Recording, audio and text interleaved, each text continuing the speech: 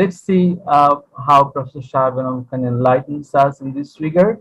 Okay, and after his talk, there will be a question and answer session, and in that session, I think you will be you'll have opportunity to ask questions from Professor. I mean, to have answers from Professor Shahab Enam. So, Shahab sir, welcome you again, and the floor is yours now. Thank you so much. Thank you very much. Thank you very much, Russell, for uh, quite a laborious and quite an illustrious identification of myself, but I'm sure I don't deserve that much of praise, but certainly I'm honored because I teach in this department and I own this department as well, like we all do. And this is the reason when every student steps into our department, remember, I posted a small notice, kind of a billboard in the corridor by saying every brick, every chair, every table belongs to you.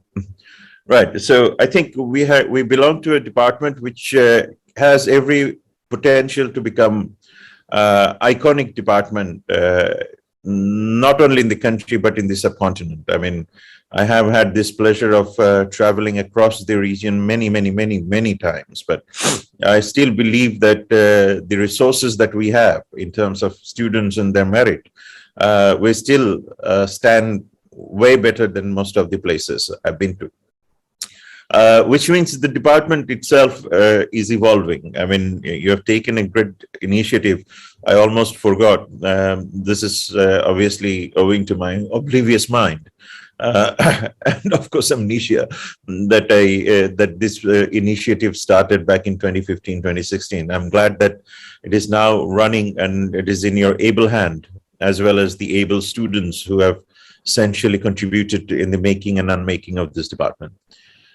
Thank you very much for giving me the floor to speak on this particular topic, which I believe deserves much more greater discussion across the society, and we are only a part of the society. And in this particular discussion, or perhaps even if we try to understand the discourse of regional power and how the regional powers are made, I think Bangladesh now has become one of the classic case for rest of the world to really focus on. I was just in this morning writing an article. I mean, rather, I'm writing an article for next week. I'll be speaking at the Biden conference in Colombo, which is hosted by the US State Department and the Sri Lankan Armed Forces, just to understand that how South Asia is evolving and what should be the priority role for the Biden administration when they look into the Indian subcontinent or perhaps South Asia. That paper is going to be the keynote paper, where I assume that the Undersecretary of the US State Department and others will probably present along with the top-notch security and international relations experts. And even if you look at Bangladesh's trade portfolio, I mean, I have just started writing the paper, and the paper starts with a very important understanding of Bangladesh's economy, which is very critical for us at the moment. If you look at, there is a term called ceteris paribus, if everything remains same in economics. I mean, those who have already studied economics under the department should be familiar with this particular term, saying that ceteris paribus means everything remains same. We are actually destined to be one of the strongest economy in the region. Obviously, there are caveats. If you look at Bangladesh's complexity index, economic complexity index, we are now the 39th economy in the world, which means we're doing pretty good. And then 52 in terms of export in the world and 50 in terms of imports in the world, making us the 46th largest economic partner of the United States, and definitely the largest economic partner for India in South Asia. And in fact, in that case, India's fourth biggest export destination is Bangladesh too. Now, listen to this part, that when I say that we are how we are related to other economy, and I'm not saying that how they are related to our economy. First, we have to understand that. So when you say that America's 49th, 46th largest trading partner in Bangladesh means that we have a very strong economic import and export portfolio with the United States. And when we talk about India, that India's fourth largest export destination, which means whatever they produce, they have to sell.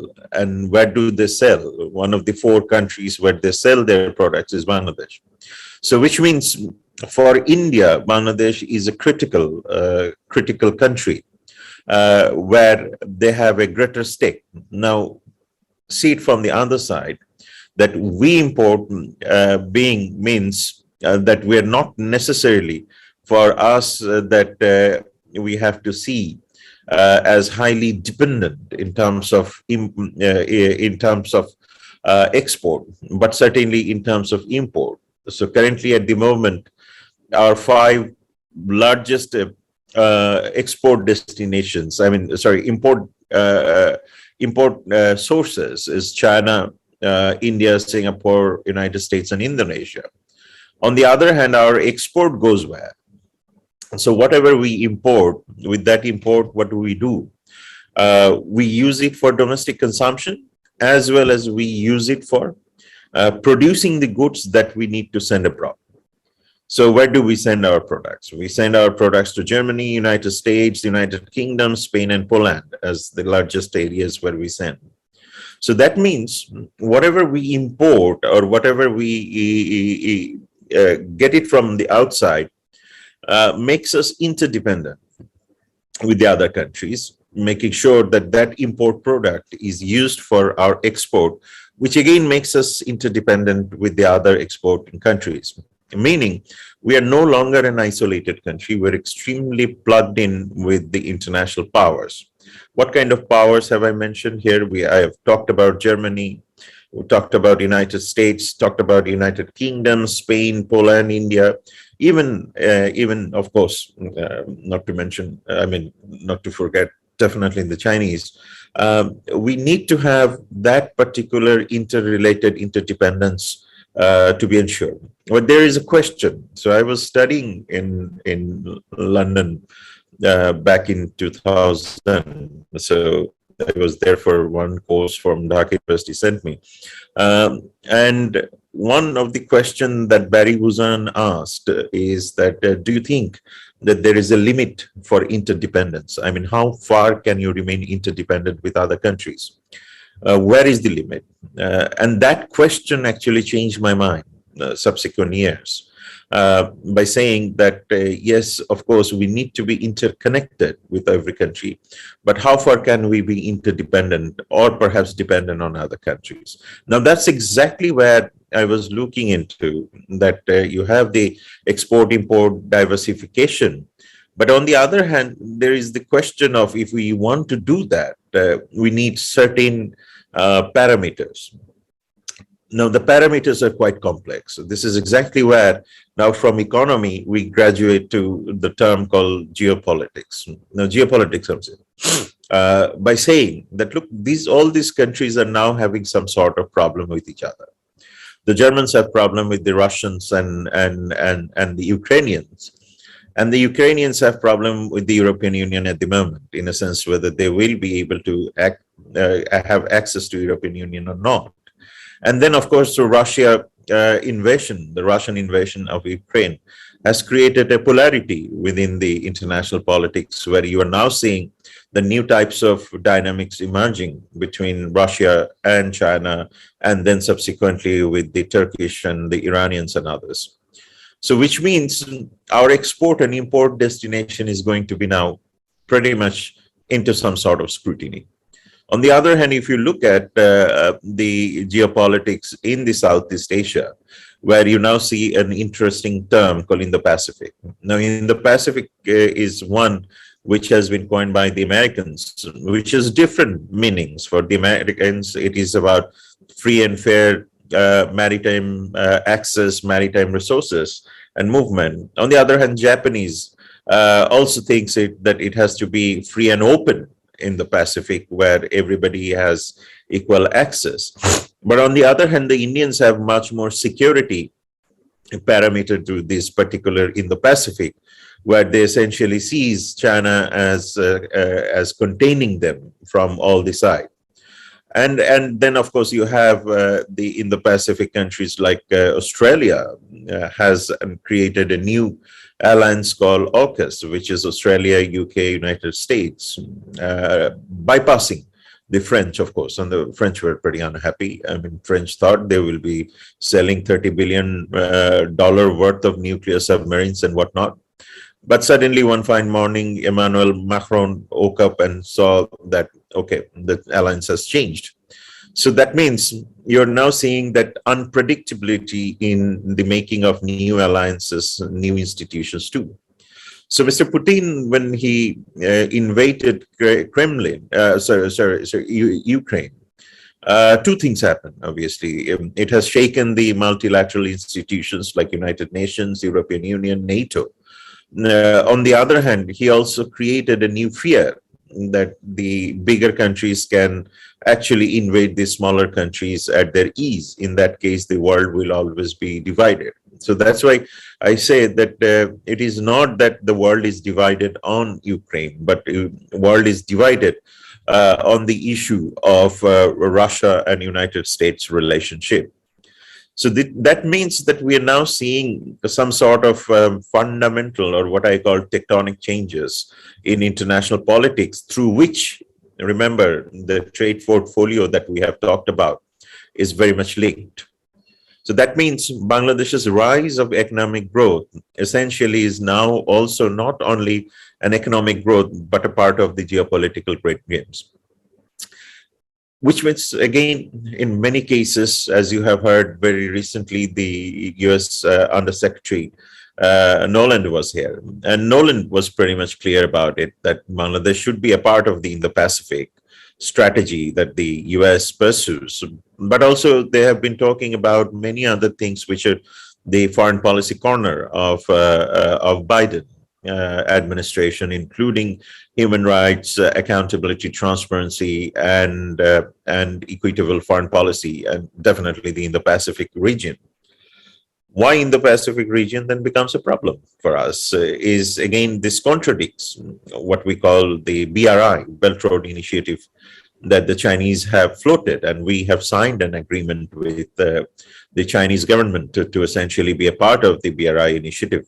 And that essentially is seen by the Western countries as a policy to expand what we call the dragon's breed across the regions, so starting from all the way to South China Sea to Atlantic, and obviously crossing the Indian Ocean. So this is where the Americans would always, or the Westerns would always see that the Chinese have an imperial attitude through trade and investment, which the Chinese would always interestingly say that we are the only country which has never ever opened a fire. I mean, used a gun to open a bullet to conquer an economy, which is extremely contradictory. I mean, opposite to what the United States and allies would do. And the result was essentially the Americans coming to Afghanistan, Iraq, and Libya with very interesting ideas, which were essentially never been substantiated by Washington at all. So that gives a new paradigm among the smaller countries as well as the bigger countries like Russia, Turkey, and others. Even the two-sided attitude of the Western countries have also become questionable, because this is again related to us as well. That when Russia sold S-400 missiles to Turkey, United States gave a sanction. But when the same Russia sold S-400 to India, they didn't give any sanction. And on the other hand, this also tells you that they have two two-pronged strategy by saying that if Turkey is essentially becoming much more militarily stronger, this will challenge NATO, this will challenge European Union. On the other hand, they need to make India more stronger because they have an agenda to counter China. So again, look at this. From geopolitics, we are now again shifting to geostrategy because these are all countries related to Bangladesh's economy. And when we do our trade,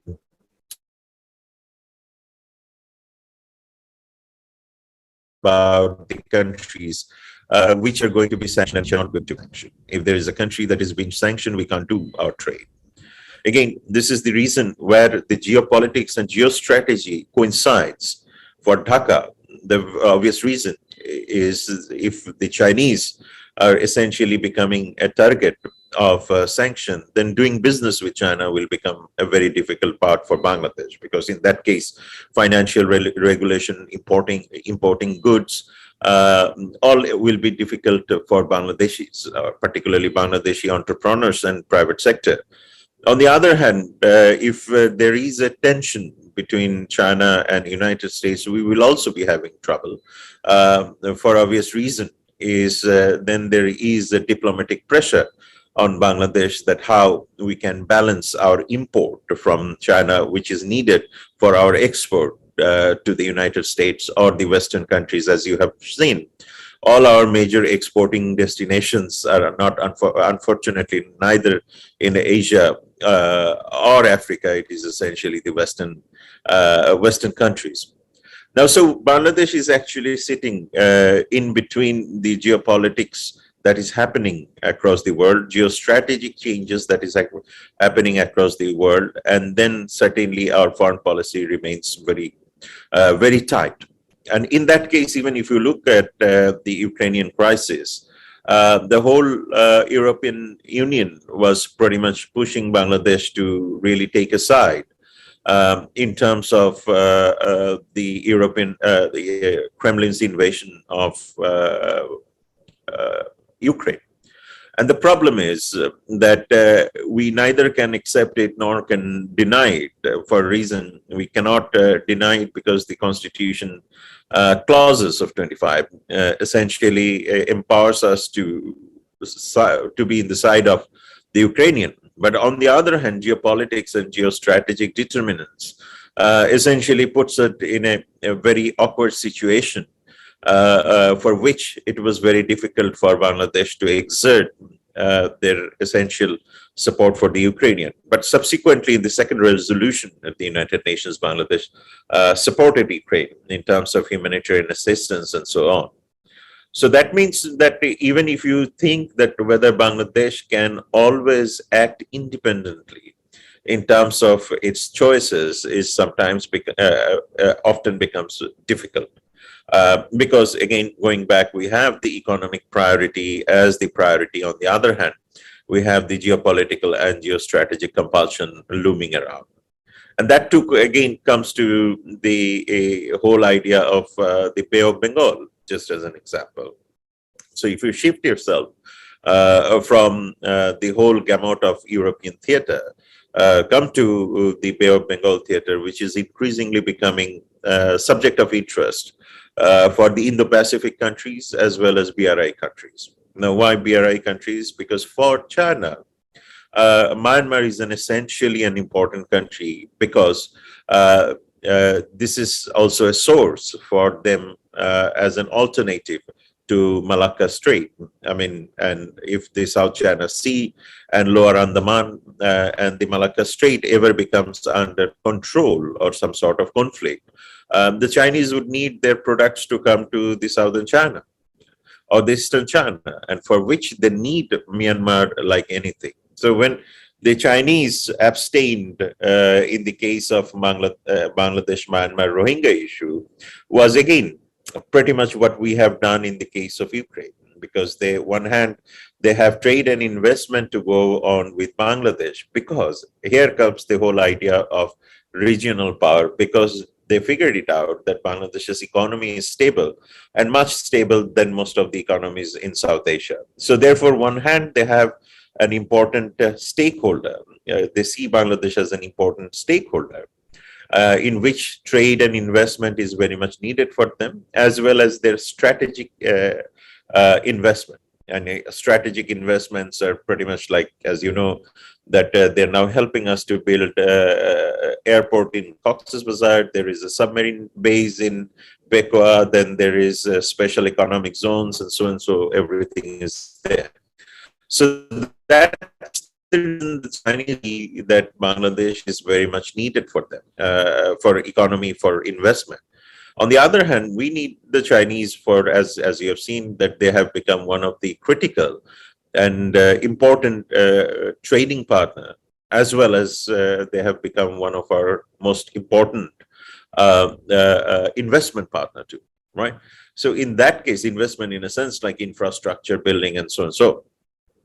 So even in this case, there is a status quo between China and Bangladesh, obviously. But definitely, Myanmar remains a critical factor for them because they need their alternative sources for supply. They need their alternative buffer zone. And obviously, they need to have access to the Bay of Bengal for greater geopolitical and geostrategic reason, which is again part of the Indo-Pacific strategy that is pursued by the United States. So therefore, the Chinese would always see the whole mass of the Bay of Bengal that we share with Myanmar and Myanmar and India. So I can always talk about our part of Bay of Bengal remains as a critical source for strategic competence, strategic competition, and obviously for economic competition. This is the reason Bangladesh had to go to international tribunals to demarcate its territory with Myanmar and India. And we did it through multilateral agencies. Again, now let's go back a little bit with the Ukrainian issue. The question many times intellectually put to Bangladesh that while Bangladesh did not support Ukraine in a multilateral platform, will Bangladesh receive equal treatment in future? Well, obviously, my answer has always been it's again win-win situation for everyone. Nobody will support us unless they have their national interest, and we will not be supporting others until or unless we have our national interest. So national interest will essentially determine which country will support and which country will not support. So that's exactly where we see that having a better relationship with China through Myanmar or with Myanmar through China is much more of a feasible opportunity than any other countries during that time. Because essentially the Chinese are not going to give up their strategic interest in Myanmar. On the other hand, we have India as a great source of economic stability. As I mentioned earlier, that fourth largest export destination for India is Bangladesh.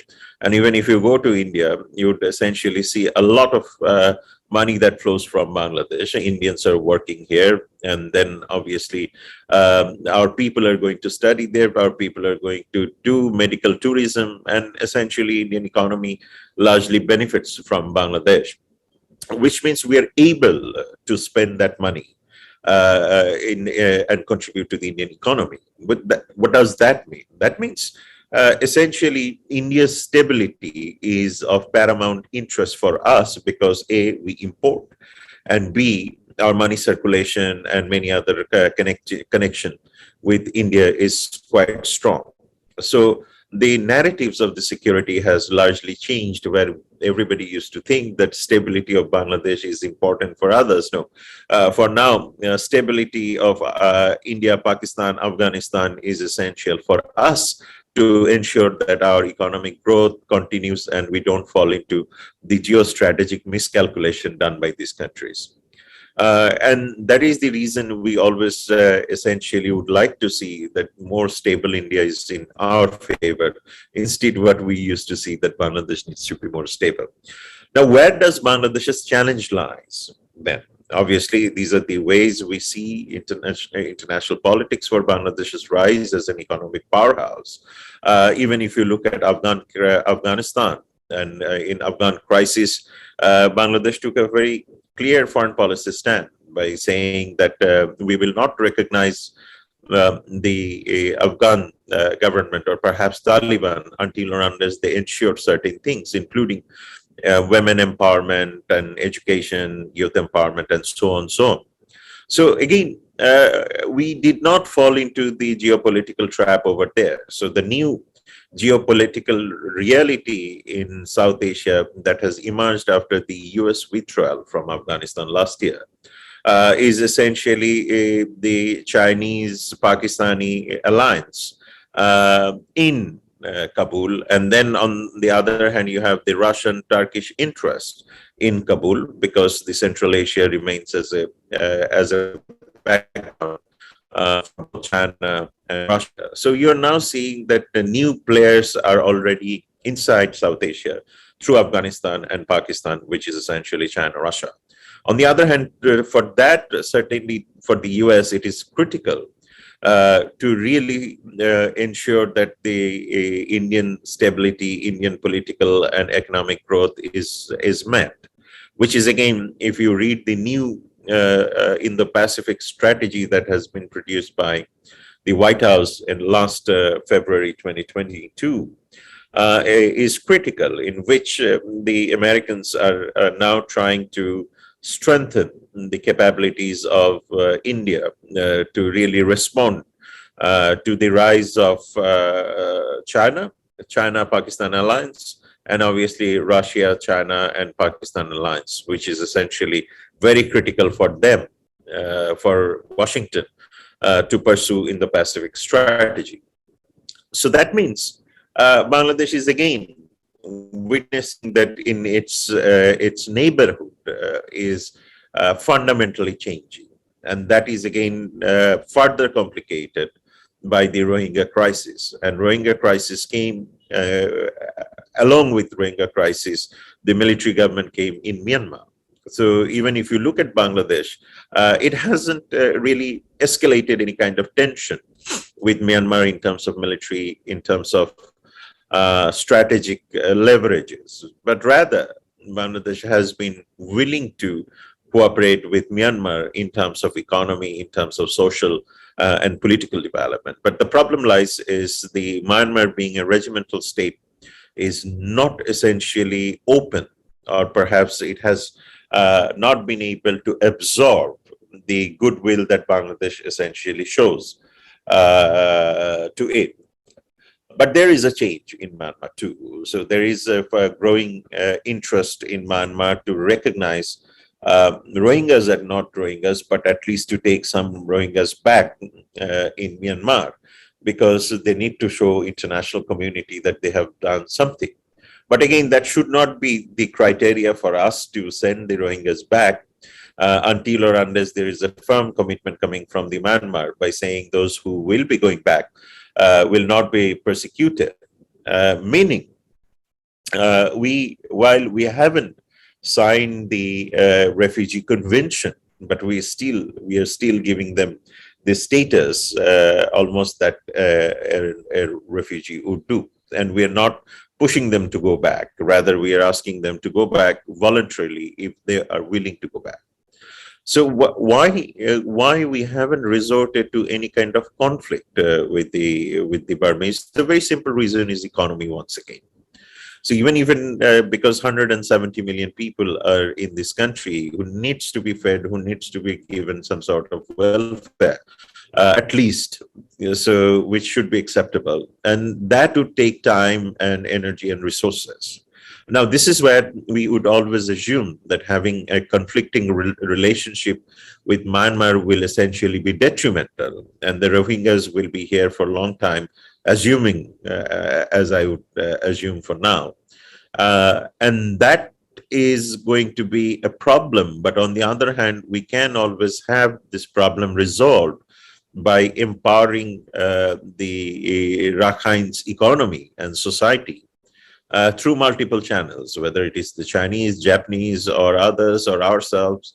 So this is where the diplomatic challenge lies, and I'm quite sure in future these will be endeavored through the diplomatic channels. So that also tells you that how the Chinese are looking into Myanmar, Indians are looking into Myanmar, because they equally have same strategic interest in Rakhine that that the Chinese would have. And that's the reason, even if you look at Pakistan, has their own interest because of their Pakistan-China relationship, now supporting Myanmar armed forces by supplying new fighter planes. And Indians have given them a submarine too. So when we bought submarine here, essentially was a good idea that by saying that while everybody is arming Myanmar, why shouldn't we be arming ourselves for our own defense? So that's where our defense comes in hand with the economy. Now, the question is how far the defense expenditure can go when we have limited resources for our economic development. And that's exactly where we are now diversified. The question is, many people would ask that why don't we buy everything and anything from Americans and the Westerns? The only problem is the procurement capability. So that's where the Chinese become handy. That's where the Russians would become handy. But again, our major sources of arms supply comes from China because of the cost. So again, we have these challenges in our defense and economic relativity over here. So subsequently, when you move from that, we also have a greater interest in multilateralism, as I mentioned. Even if you look at the Rohingya issue, the OIC has put a great effort in bringing through Gambia the Burmese to international court. And that is also helping us.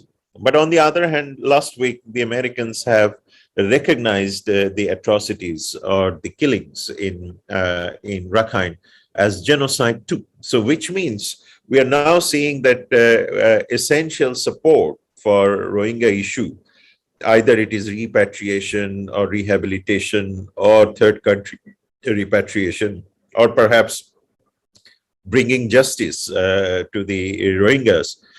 We need both the UN system or the European Union systems, as well as the countries like the United States too. So we now have China as a critical partner in the case of our relationship with Myanmar. On the other hand, we have the Americans to be essential, along with the Western and the international institutions, for resolving this particular problem. So that means Bangladesh's economy is now not only related to geopolitics, geostrategy, but also the internationalism, which is again the fundamental core of the European Union as well as of the United States, by saying that universal human rights as well as universal values, freedoms should be respected. And this is where the American Biden foreign policy would come and tell you that our cornerstone is definitely human rights to be ensured. And that's exactly where they have been talking about democratic institutions. They've been talking about financial accountability and so and so. Hence, they have created this particular method called sanction, or targeted sanction, political sanction, country sanction, to promote whatever their interest is. So in US's national interest often coincides with the British interest too. So again, when you read the foreign policies, when you read the security policies of the West, essentially diverse is in contradiction with the values that the Chinese belt would always pursue. Chinese, Russian, Turkish, and other belts. So again, now we have that conflict between these blocks, emerging blocks, what you can call Eurasian blocks or perhaps Eurasian fault lines. And that's where we have to maneuver. So overall, with all these particular gamut of problems, anarchy, hegemony, and quasi-hegemony, Bangladesh's economy continues to rise for obvious reason. 170 million people are resilient. Now here comes the domestic structure, productivity. that while our economy is interdependent, our economy is internationally connected, and it is connected with geopolitics and geostrategy than ever. I'm not talking about 10 years back or 5 years back. Perhaps over the past few years, Bangladesh's economy became much more part of the greater game. Here comes the problem, is that how better prepared are we? So far, as I mentioned earlier, ceteris paribus, our economic growth is much more stable than any other countries in South Asia. Sri Lankans are now having trouble in terms of their economic sustainability. The Indian economic growth is has slowed during the pandemic. Pakistan's economy is highly bogged with multiple debt crises and stuff. Afghanistan is again in a shamble without any doubt.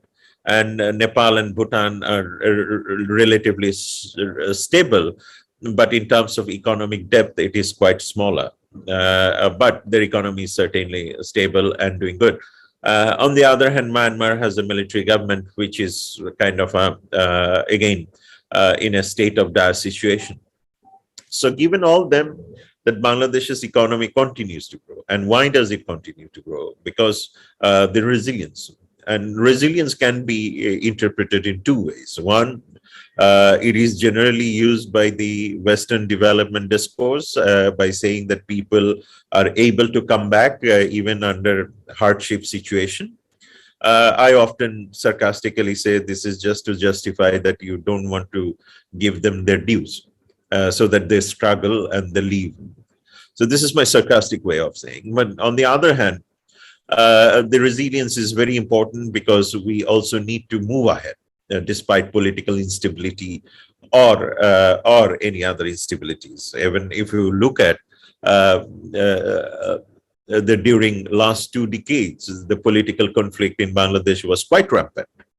Even then, people worked. Even then, people produced. Even then, people move forward because a rickshawala will always have to ride his rickshaw to earn money for his family. And the person who needs to use rickshaw will always be using rickshaw because he needs to do that, do his job done. So we might have a problem in the political level or might have a problem of huge corruption. But at the end of the day, people in this country continues to work for earning bread and butter, making it one of the most resilient nations in the world. Now, the caveats in this whole political gamut remains in 3 fundamental counts. One is the financial regulation of the country. Now, if Bangladesh's financial regulation or the financial system is not essentially at par with the international system, which to counter money laundering, terrorist financing, or perhaps siphoning out of money, I think this will be a major foreign policy bottleneck for Bangladesh in the coming years, particularly during the 2024 election or pre-election and post-election. The second important consideration is the energy price, because the more volatile the geopolitics will be, the energy price will be fluctuating. And energy price is a determinant for Bangladesh's economy too, because obviously you need oil, you need gas. So to produce, to live life, to produce electricity. Now the price will continue to go up, or sometimes it may come down. But the question remains that with that fluctuation, the issue of subsidies will come. So how far Bangladesh can give subsidy to ensure that its economic growth continues to rise? So in that case, the problem of subsidy will be a critical issue for Bangladesh's economy in the coming months, if not years. And on the other hand, we also have a clear strategic challenge, since the world has become heavily polarized, that how we balance between the Western Bloc and the Eastern Bloc. Now, in that case, obviously, our export and import sources might become affected, for which we need to diversify our export portfolio. So our export portfolio still is heavily dependent on RMG. It is very much dependent on remittance that comes from the Middle East. And therefore, these are the very two or three items that occupies substantial portion of our economy or our economic growth. This is kind of a very dangerous situation because we don't have the diversified export portfolio, and on top of that, we lack at the moment natural resources. Resources, what happens in the resources? Natural resources are pretty important, right? Even if you look at Ukraine has huge natural resources, Russia has, Ukraine has natural resources. Even a lot of people I get to hear that look at Iran, look at Venezuela. They have got sanctioned, but we have to also understand these countries have natural resources to sustain their domestic economy, which at the moment we lack. So, which means we have a source which called Bay of Bengal is yet to be explored and which remains untapped. And when are we going to tap that? Depends on the public policy and essentially the efficiency of the government. That also tells you that we have a huge problem in internal governance. I mean, in terms of DSA has been criticized by the Americans and the Western. There has been a question of law enforcement agencies, whether they're at the best of their functioning. And there is a question of rising intolerance in the society, which is again a critical factor. Now, we often get to see, even last October, we saw that there was a riot situation in Kumilla in one of the temples. Now, these are also an important national security indicator, which can essentially jeopardize Bangladesh's economic growth in future. And that is not necessarily can always be sourced from Bangladesh, can be sourced from external sources too. So again, you see, even the terrorists have their globalization. So is the non-state actors have their own globalization. So which means the transnational actors are pretty much strong, like the transnational or multinational corporations.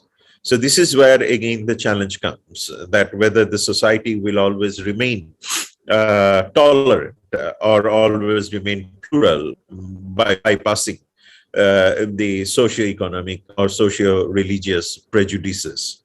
And that's where we think is a critical factor. And another critical factor in Bangladesh's economic growth is the sourcing of employment and rising towards skills. Even if you look at in the world, almost like 3, 4, 5, 6 jobs are disappearing from international market. Earlier, you had a lot of jobs which no longer is needed. People back in 90s, 2000, 2010s used to have a typewriter. I mean, typists. Those jobs are no longer there. Even if you look at the medical science is astronomically changing, right? Even sometimes robots are doing operations. And you're now going for automation, artificial intelligence, algorithm determining most of the things. And the question is whether Bangladesh is ready for these changes. Even many of the countries, their ready-made garments is increasingly becoming automated, which means there will be require less people, more output, and how are we going to compete with them in next year, 10 years of time will be essential. Even the education sector in Bangladesh remains quite a controversy for obvious reason, is whether it is being repeatedly asked that whether it is being at par with the market demand that Bangladesh has to cater. And often the result is quite, often the discourse goes quite pessimist by saying whether the education sector is performing up to the mark that would essentially be catering Bangladesh's interest in next 10, 20 years of time when technology will have a greater say. Even if you look at the car industry, I mean, now the cars are becoming less oil-oriented, more electricity-oriented. So that also tells you new jobs are coming. I mean, those mechanics will have to adopt to a new mechanic. So again, so these changes are quite visible and quite interesting. So I would say that the challenge would also remain that how we educate our youth, how we deal with technological changes or disruptive technologies, and then look forward to a newer economy that is rising across the world. And we should not also forget the world will become much more protectionist than ever. And obviously, Ukraine has taught you, even if you look at the new news, and there are a lot of racist comments were there. There are a lot of racist prejudices were there, and those are pretty much exposed by the international media. So that tells you that there is a propensity for the rise of extreme left or extreme right across the world, and that's what we are suffering in South Asia too. Because if there is a crisis of secularism in South Asia, we'll also have socio-political implication on us. So that means any instability will then, therefore, can be a potential threat to our rise as a regional economic power. So I don't think that, as Rashad mentioned, that the subject is controversial. No, of course not. Subject is factual, but here there are challenges, there are processes, and of course, we have already demonstrated to a great extent that the economy is rising. Obviously, like any other economy, inflation will always be a critical issue. Those are essentially related to those are related to internal governance and obviously internal economic system. This is what I have as an offer to our students in understanding Bangladesh's rise as an economic power. Thank you. Thank you, Professor Shahab Enam Khan, for such an illuminating lecture. I'm sure every one of us has been enlightened to a certain extent, and a lot of questions are actually coming up in your way. I'm sure about that. So before opening up the floor for question and answer, I would like to thank you again for such an elaborated lecture on international relations. Um, but as you have already mentioned that it was not controversial but factual, I would agree with you that yes, it is factual, but sometimes facts are ignored and overlooked, and therefore issues remains controversial. But we all would like to think that Bangladesh will be emerging as a power in South Asia in some ways, if it is not militarily, but at least in economic terms. And your lecture has actually reiterated the fact that Bangladesh as an economic, you know, I mean, potential economic power has made a position already in this region, and to a certain extent, Bangladesh's economic stability is giving us some sort of global status. I mean, status in international politics also, and the powers in this region and outside, they're now counting Bangladesh as a stable, state. So this actually indicates that our understanding of Bangladesh's emergence is not totally fully wrong, I think. Okay, and again, in your lecture, you have elaborated the challenges we have ahead. The complicated international relations that we have been going through in the last few years, especially right now, as there is a huge crisis, a war going on in Ukraine, and Bangladesh has its, refugee crisis in its land, and uh, uh, based on that, our strained relationship with our neighboring countries like Myanmar. So the challenges are there, and we are supposed to strive to overcome these challenges in the coming years. So I am again, I'm very grateful to you for giving us your insights on this particular topic. So now the students are supposed to ask questions. So if you have any question, you can raise your hand, as it is already mentioned in the chat box by Badiruজ্জামান, or you can ask directly to our speaker today. So I can read the questions. One is Hriday Islam 1221. আমাদের এই লেকচারের উপর প্রশ্ন হবে কিভাবে? Okay.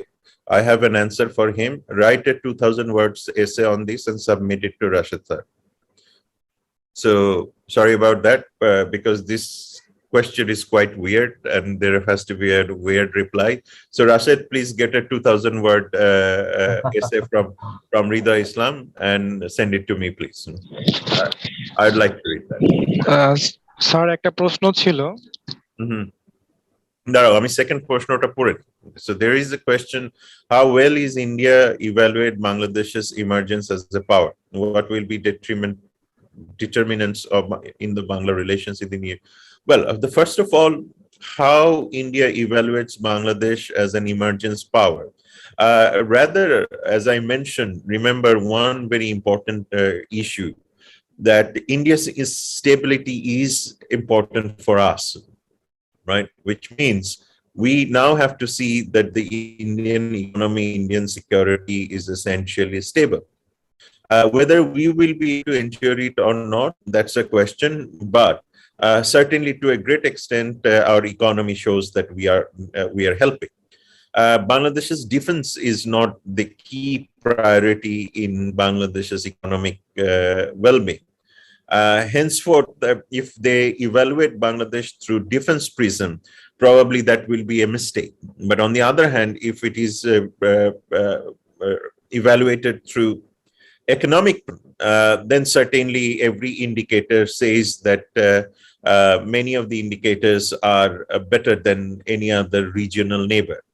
Even if you look at our child mortality, if you look at our health, I mean, overall health expectation, I mean, life expectation. If you look at our sanitation program, if you look at our overall, and I think, I mean, these indicators, the girls, the baby girls are likely to live longer than most of our neighbors by the age of 5.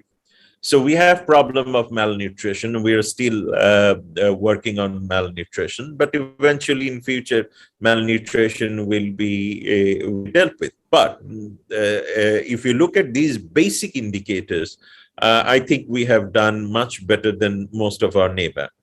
So I would rather say that these are the important factors. And the determinants will be many things. So first of all, as I said, how India's relationship with China unfolds, that is important. How Bangladesh's trade and investment improves with India, that will another determinant. There will be a determinant about water between these two countries, and border killing is quite an important issue. So these are the things that will continue to determine the relationship in future. We have to understand that Bangladesh-India relationship is seen through two prisms. One is the political prism, one is the public prism. And for public, these are the major concern that has to be addressed in the coming days. Okay, I'd like to ask the participants to write full name and mention the batch, please. Okay, so that we can identify you. And this is probably from Shahab Roy, if I'm not mistaken. Shahab, thank you so much for such a good question. Okay, so let's move on. Who is next? I have seen Ayaz from 37th batch, and Ayaz raised his hand. And thank you, sir. Yeah. Okay, sir, thank you. Yes. After a long time, I understand Shahab sir's informative lecture. Now I am in Bhasanchar, actually. Oh my Last God. 4 months, I am working in FTMN in perspective to voluntary relocation in Bhasanchar, Dhaka. Actually, I have a question for sir. I listened whole discussion.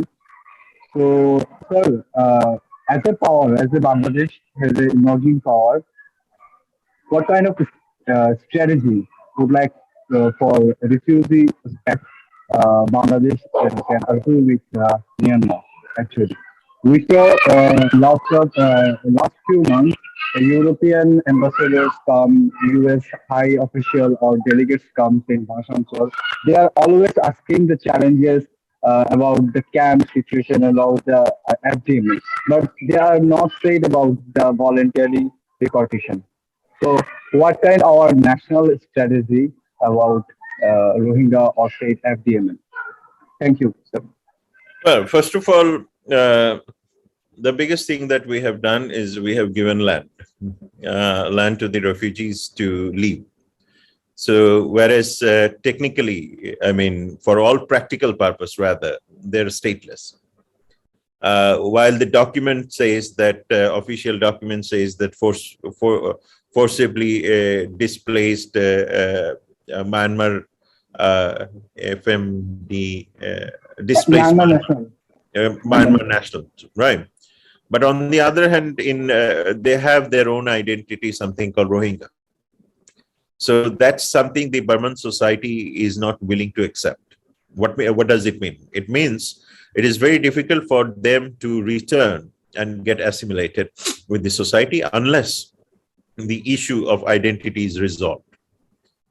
This is one. The second problem for them is the fear of persecution. Nobody is guaranteeing that once they return, that they will be in safe or they will be returning to their homeland or home places instead of IDPs. I mean, all these detention centers. So these are the critical factors that we have to really solve as soon as possible. But when I say as soon as possible, there is no guarantee what is soon. So then the second issue about Bangladesh's policy. Bangladesh's policy has always been haphazard earlier, so which is a fact. So now that there is some sort of coherent idea is coming up, and the coherent idea is essentially skills building of these Rohingyas so that they can become productive, give them education to an extent that they don't become absolutely not able to offer any skills and services when they return home. And the third is obviously to give them enough livelihood supports, which the international community helps to a great extent, is also critical to ensure that they remain healthy rather than they resort into criminal activities. Of course, there is a lot of incidents of criminalities everywhere, but that should not be an issue to label or demonize the Rohingyas or the refugees. Some of them are, but most of them are not. So we have to remember that part of the stories. And I often get frustrated by the way that mainstream media, যেটাকে বলা হয় ঢালাও ভাবে, starts to demonize the Rohingyas. They're not here to have fun. They're here because they need to save their life, and we have given them that space. And when they ride a boat to go to a new country, new destination, always remember, no mother sends their child to a boat if they think that the land is more dangerous than the water. What does it mean? কোন মাটা চাবে তার বাচ্চা স্বামী সংসারকে নিয়ে পানিতে উঠতে যখন সে মনে করে যে এই ভূমি তার জন্য সেফ না, right? So we all have to understand those parts of the stories. So what happens? So Bangladesh is now gradually trying to do that. And when you have relocated to Bhashan Char, there were a lot of hue and cry, but the international ambassadors, they have visited Bhashan Char and they are pretty much happy with that. I mean, if happy is not the right word, probably they're pretty much satisfied with that the facilities that have been created. But you also have to understand that each of the camps, the Rohingya camps, are so highly populated that there are more than 4.5 people in a small shanty, 8 feet by 10 feet room, right? So, or house. So that means that the population will continue to rise, and you have to give them space to live. I mean, you can't expect people living one over one. So again, land will be a crisis in future. And that's something international community needs to understand too. So is Bangladesh government. So I think for now, the whole idea of diplomatic procedure with Myanmar is still on, and there is joint verification going on. Of course, Myanmar's reluctance is always visible. On the other hand, there is a question of strengthening the sources and resources and capacity to negotiate and to assert their rights with the Myanmar authority by the Rohingyas is also needed. So Bangladesh is also looking forward to engage the Rohingya diaspora, which is again quite small, and but on the other hand, the diaspora is quite fragmented too. So again, some diaspora would like to see that militant activity. Some diaspora would like to see there's no militant activity. So that has to be, that is a challenge that Bangladesh has to deal with in future. So that does not mean that you can demonize anybody at any point of time. And Bangladesh's another policy is not to pursue forceful repatriation. Despite, as I mentioned, we are not party of the Refugee Convention. And that means we have international obligations to fulfill too. So in that case, Bangladesh's challenge will also be in sustaining international cooperation and international support for these Rohingyas. Amid, as you know, that international politics is changing rapidly, and there will be rise of refugees. Already a rise of refugee in Poland and other places where a lot of resources will be channelized. So this is where our challenge lies. And the last important factor is whether the Rohingya should always be seen as a national security threat or not. That is again a debatable factor. And because if you do not give people, stateless people, all their rights and dues, or at least a meaningful life or a dignified life, and there is always a reward. So I think that is also a challenge in the long term, and for which I think skills building, cognitive welfare, which means psychological welfare for the Rohingyas, will be a critical challenge for Bangladesh in the coming years. Thank I you. have another question. If you give me a question to take. Ayaz, let's give others a floor, and then we'll come sure. back if we get time. Okay. So thank you, Shahab sir, for that answer. Yes, international politics is changing, and so is Bangladesh's public opinion. How do you feel about the public opinion in these days when we see that there is a growing tendency to demonize kind of the Rohingya refugees? So that's my question. You can answer at any time, but I would like to take more questions from some other participants, especially Sayyid Ryan Omar. Let me answer that, because then it will be diverted. I think one critical factor is the media sensation, and media sensation is a big issue in Bangladesh, because sometimes we love to read all this sensational news. Now, if I argue, I mean, I might sound like I'm arguing on behalf of the Rohingyas, but drugs trafficking, for an example. Now, drugs trafficking, they're only the peddlers. And the very small group of people are peddlers, right? And the media always would like to show that the Rohingyas are peddling. But the question is, who supplies these drugs? And who are the local people who are involved in this drugs trafficking? And where does that drug come? Because this poor fellow is probably just carrying it from point X to point Y. Exactly. Right. So this is where the problem. Who is controlling the capital? Exactly. So again, that's either from the Myanmar side or maybe something from Bangladesh side. So this is why at some point of time, Bangladesh had to embark on a counter narcotics operations in the Cox's Bazar area. So that also tells you the intensity that was needed. And then the detention were not only the Rohingyas, but also the local people.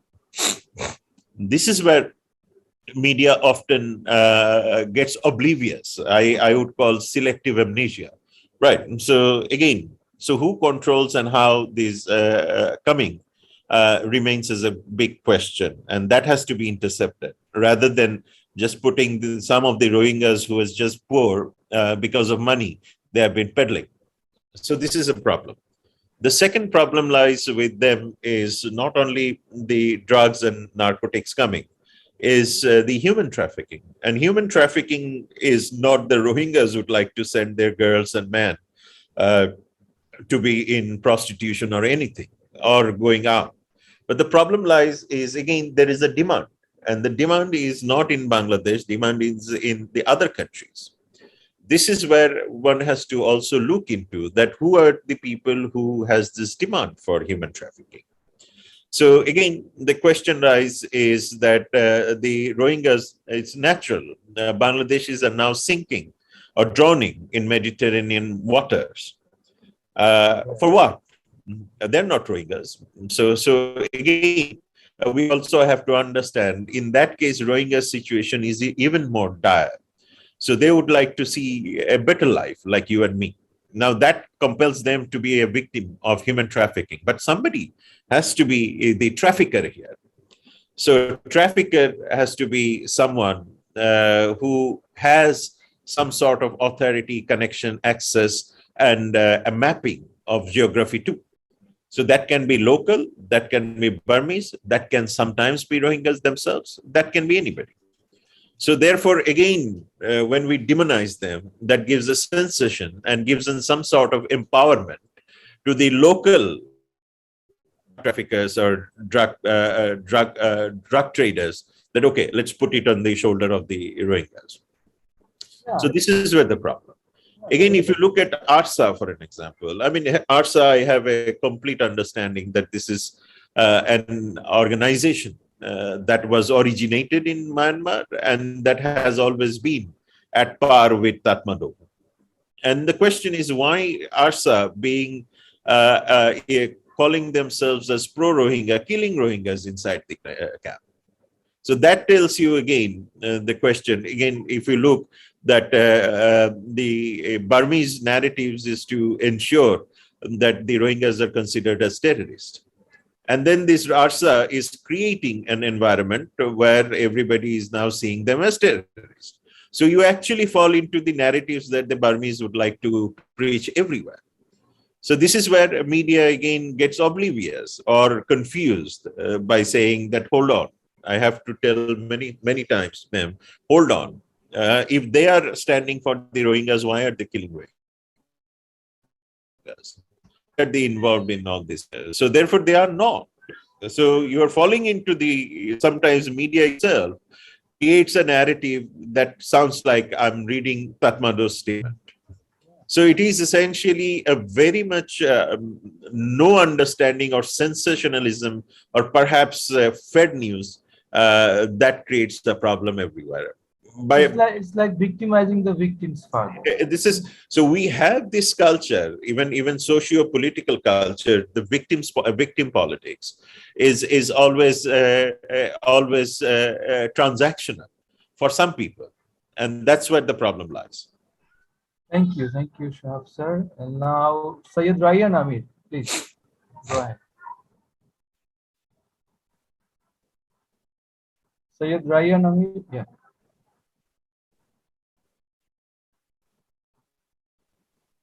Hello, sir. আমি কি audible? Yes. You're perfectly audible. Speak. Sir ওই কোয়েশ্চেনটা ছিল sir কি যে Ukraine issue এইটা আর এর আগেও টুকটাক কয়েকটা সব মিলায়ে যে স্যার যে ডলার বাইপাসিং এর যে একটা ইস্যু মানে হাইপ দেখা যাইতেছে এখন স্যার যে এসপিএফএস একটা ওদের আগে থেকেই ছিল, ইন্ডিয়া জয়েন করার, ইন্ডিয়ার নিয়ে একটা সিআইপিএস একটা ছিল। আবার রিসেন্ট আমরা দেখতে পাচ্ছি যে স্যার সৌদি, চায়না ওরা বলছে যে ওরা ইউয়ানে ট্রেড করতে চায় অয়েলের ক্ষেত্রে। আবার ইন্ডিয়া রাশিয়া ইন্ডিয়াকে ইউরোতে পে করার একটা অপশন দিল। এর বাইরে রাশিয়া আবার basically it's a currency politics.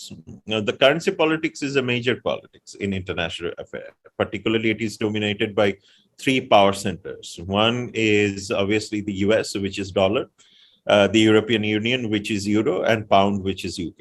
Right. So most of the trading in the world happens through these three currencies. In this currency, the major dominant currency is obviously dollar. Now, dollar, what happens? Every dollar that is used in the global system goes through New York Stock Exchange, meaning that dollar remains as a critical part of US foreign policy. And this is the reason why they would always essentially be looking for strengthening the value of dollar.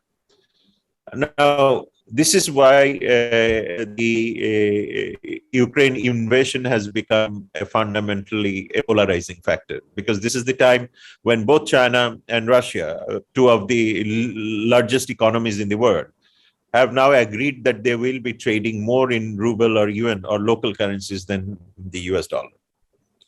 And that also comes as a parallel to the US banking system, which involves something called SWIFT.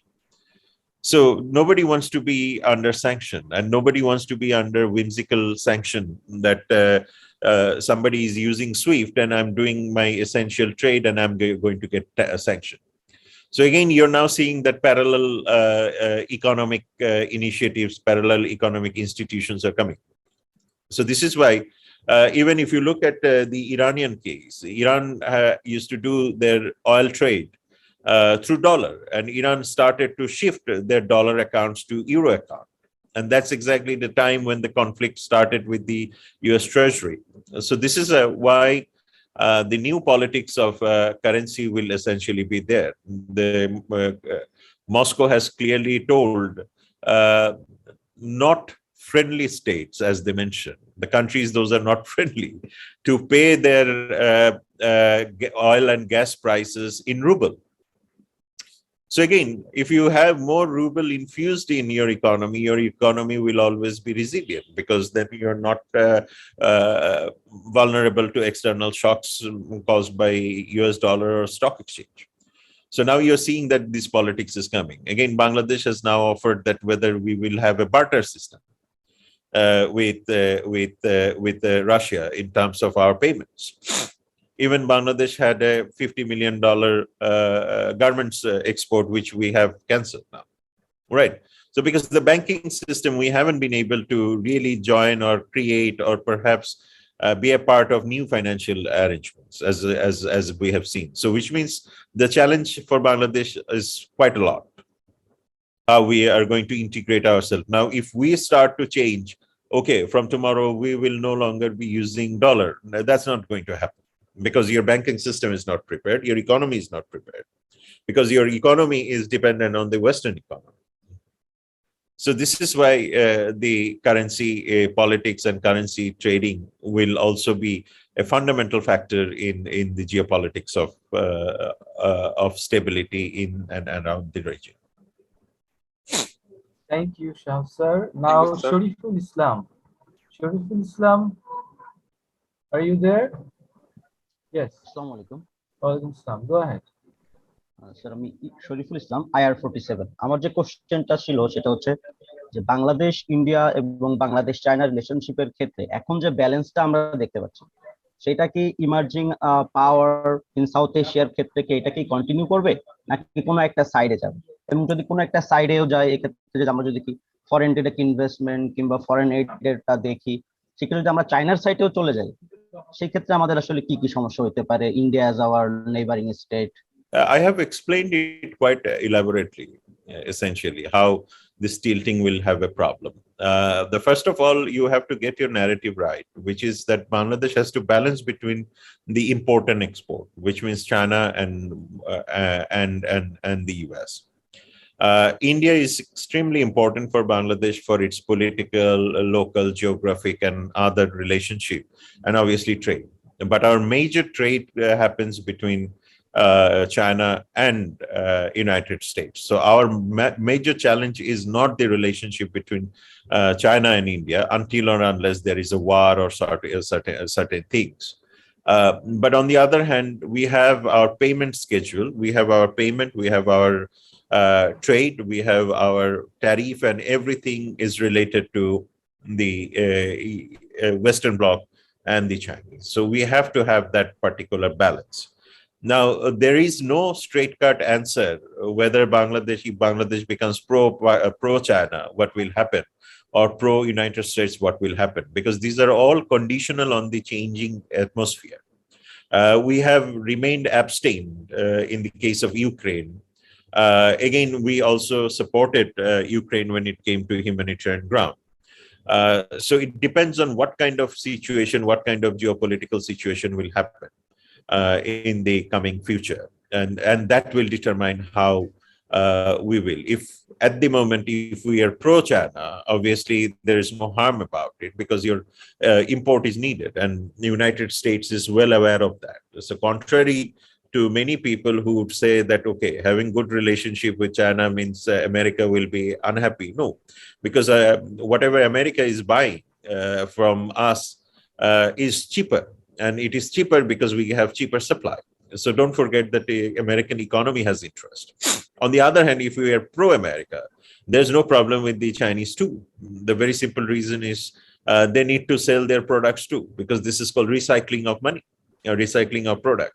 Yes, but when it comes to defense, when it comes to military, then there will be a question of siding. In that case, probably we will have a very difficult time. And so far, the elements of defense is being avoided by all three countries, Bangladesh, China, and United States. Because if you look at the US's argument for Indo-Pacific concerning Bangladesh is more about trade, investment, infrastructure, maritime, blue maritime resources, regional governance norms, and so on. And for the Chinese, it is essentially also infrastructure, trade, and so on. So far, Bangladesh's clarification is quite well. But what is worrying is the changing dynamics, whether we are able to comprehend with the changing dynamics. So there are multiple scenarios. If there is a conflict between China and India, obviously we will have to make a tough choice. In that case, India-US West alliance will come up. And in that case, tilting towards China will be difficult. For trade, investment, obviously, the multilateral agencies like UN. And we need UN like anything for Rohingya, for development, for many reasons. On the other hand, if there is a war-like situation or tension between the US and China, we will also have difficulties in that case. And in that case, we will have to remain neutral. And obviously, there will be pressure from both the sides to take a side. And in that case, if we remain abstain or silent, that will China will interpret it in a positive way. But in the case of United States, it will depend on which government, which kind of foreign policy they were pursuing in that time. So it is very, I mean, there are a lot of generalized comments about it. Everybody would say, no, we go China. No, it is not that. Even if you look at China, did they intervene in Ukraine? No, they didn't. They didn't support Russia wholeheartedly because they also have their own compulsion of one China policy. So everybody started to say that China has become China and Russia will. China and Russia economically, politically, they're pretty good. But on the Ukraine issue, China had a very independent policy, and which was not very conducive for Russia at all. Western media have been speculating, telling too many things. But in ground reality, the Chinese didn't support the invasion or provided any kind of technical support to the Russians, and they abstained from United Nations too. They didn't support Russia or Ukraine in that matter. So international politics is quite complicated. You have to understand the time, factors, ideologies, leadership, objective, economic priorities, stability factor, everything. So it is very complicated when you determine what kind of foreign policy one country is pursuing and how to respond to that. Okay, I'm taking the one last question. Yeah. There is somebody called Isra Taki. Mention is US declining as hegemon, and will Russo-Ukrainian war lead to the world to a new world order? I have already mentioned that. I mean, it is not about declining hegemon. Rather, it is having multiple hegemon at the moment. So this is the reason the world has become once again multipolar. So in that multipolarity, obviously, the anarchy will continue to remain. because anarchic nature of realism, as you have studied earlier, is returning. What we call anarchy, it's another fancy name, is real politics. And in that case, obviously, this particular invasion, it's not war, make it clear, Russian invasion, is going to really determine the new world order, which has already been in making.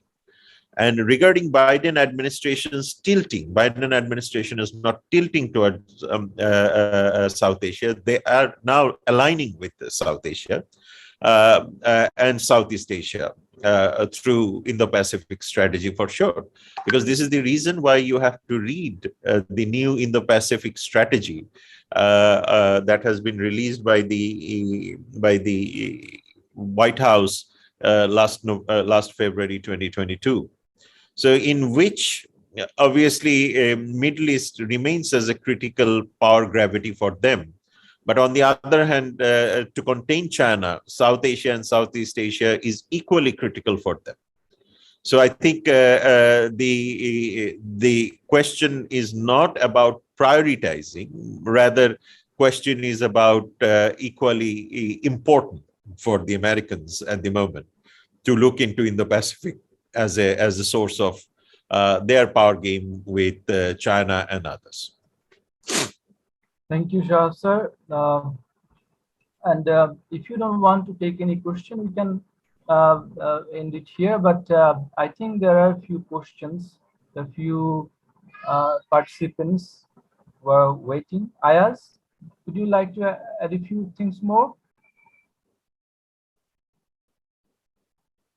Should I take any questions, Shah, sir? I have another. Okay. Thank you so much. I think that's enough for today. Okay, and we have to internalize all the things that you have already said. And yes, there are many areas where we can disagree, but I think it is a healthy way of disagreement. We agree to disagree, as it is said. Okay, but as I can mention a few things. Suppose China's abstention from voting, the way you have translated, we might translate this into a different way, and I mean, the issue of currency. I mean, the currency that Russia is going to do its transaction with, or some other countries might be willing to do in the same way. I think that might need to have a longer discussion. It's very significant in international relations, as you have already mentioned. So I would like you to have in another session to talk about these things, as you are an expert in this particular field, I mean, international political economy. So we'd like to have some more insights from you in future. So please make time for us so that we can have you again and again on this particular platform that you have contributed to initiate at some point. Thank you so much, Professor Shahab Enam Khan. And that Rida Islam should give you a 2,000 words on what we have discussed. Okay, cool. Okay, thank you very much. I mean, I think that was a very good discussion in terms of the questions, and the questions were pretty pertinent, and I'm quite impressed that that everybody has asked real questions which merits our understanding. And now everybody should understand why international relations is not a subject that only deals with international, or perhaps it deals with our daily life too.